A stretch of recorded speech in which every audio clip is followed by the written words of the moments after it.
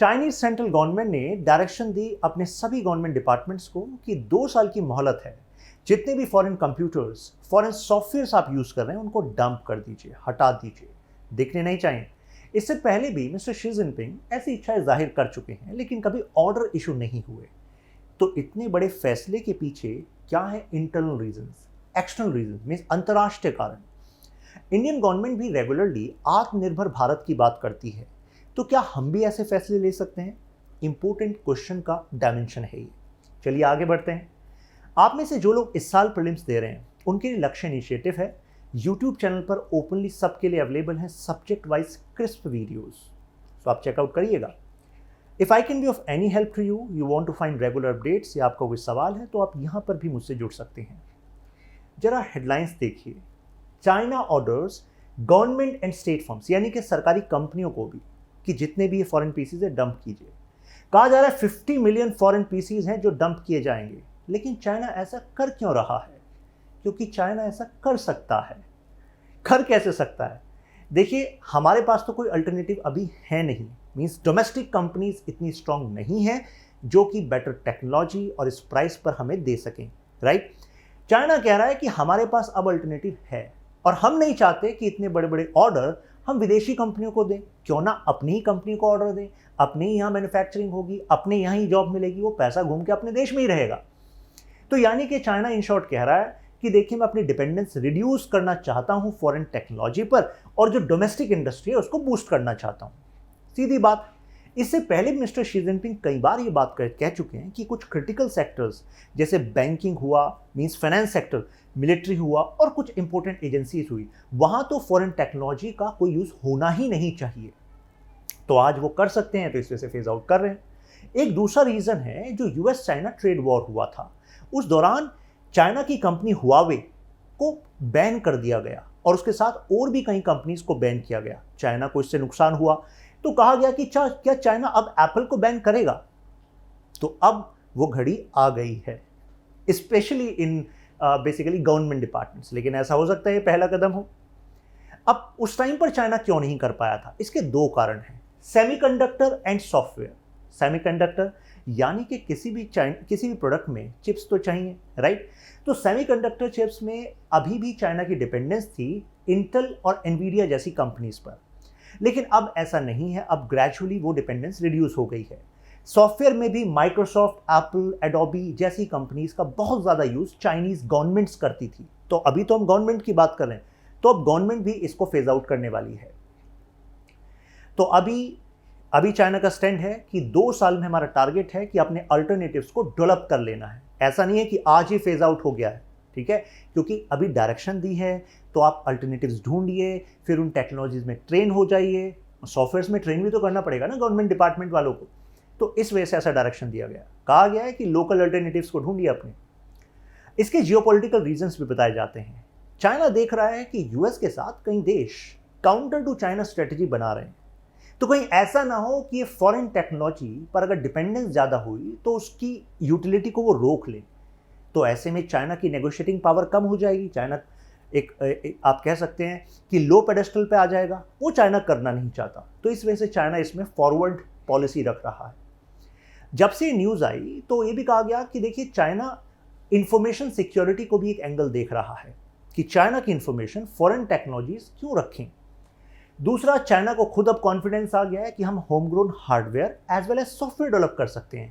Company जैसे Lenovo, Huawei, Inspur limited, मैं hardware की बात कर रहा हूँ। सॉफ्टवेयर में आपकी किंगसॉफ्ट और स्टैंडर्ड सॉफ्टवेयर हैं जो कि अब टक्कर देंगी और बेसिकली गवर्नमेंट में तो अब यही कंपनियां छाई रहेंगी। जब से ये न्यूज़ आई तो इन कंपनीज के स्टॉक उछाल मार गए क्योंकि लोगों को लगा कि इनका तो प्रॉफिट आने वाला है। अब नथन नायडू, एक एनालिस्ट, ये बताते हैं कि देखिए, सबसे पहले क्या हो रहा था कि चाइना की खुद की जो मैन्युफैक्चरिंग थी वो कंपनीज भी यूएस बेस्ड कंपनीज के सेमीकंडक्टर्स चिप्स पे डिपेंड रहती थी। लेकिन अब उन्होंने खुद अपनी चिप मैन्युफैक्चरिंग स्टार्ट कर दी है और करीब 15 कंपनीज में खुद इन्वेस्ट किया है जो R&D में है। तो यानी कि R&D और मैन्युफैक्चरिंग में खुद चाइनीज कंपनीज हेविली इन्वेस्ट कर रही हैं। अब चैलेंजेस क्या हैं फिर भी चाइना के सामने, ये भी हमें पता होना चाहिए। नंबर 1 कि आप आसानी से एकदम से फॉरेन प्रोडक्ट्स को नहीं हटा सकते। जैसे कि कितने सारे जो सॉफ्टवेयर्स आप यूज़ करते हैं, एप्लीकेशंस आप यूज़ करते हैं, तो आपके डिपार्टमेंट्स की कनेक्टिविटी और यूटिलिटी उससे कनेक्टेड है। तो ये एक बड़ा चैलेंज है, आपको इस पर बड़ा काम करना पड़ेगा, क्योंकि आप वैसी सेम यूटिलिटी का सॉफ्टवेयर नहीं बना सकते, कुछ ना कुछ चेंजेस उसमें आएंगे। उन कंपनीज ने तो बहुत सालों से चेंजेस लाए हैं, तब जाके ऐसी एप्लीकेशन स्टार्ट की, लेकिन चाइना कहता है सब हो जाएगा। This is why Chinese government said not only that employees should switch, ऐसा नहीं कि केवल एम्प्लॉइज स्विच करें, Chinese programs, but everything should switch, यानी कि डिमांड भी अब केवल इन्हीं की होगी, सप्लाई भी इन्हीं की जनरेट होगी।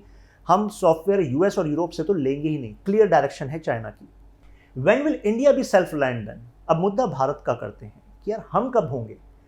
तो देखिए, सबसे पहले तो आप जान लीजिए कि हमारा जो इंपोर्ट बिल है, यानी कि जो हम आयात करते हैं, electrical equipment such as smartphones and computers are key part, right. तो यानी कि इलेक्ट्रॉनिक्स पर डिपेंडेंस है। इसमें से 88% of the components used by the mobile handset industry are imported from China. तो हम तो चाइना पर इतने ज्यादा डिपेंडेंट हैं। अब इसका एक रीजन पवन गोयनका बताते हैं, India's inability to become manufacturing brand itself.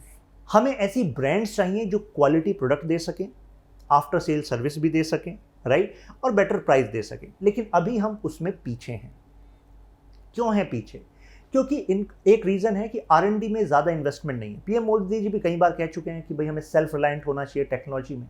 Reasons क्या है? एक तो है कॉस्ट ऑफ लैंड, दूसरा है power, capital, higher cost of doing business. तो ये डिसेबलर है जिसकी वजह से नहीं हो पाता।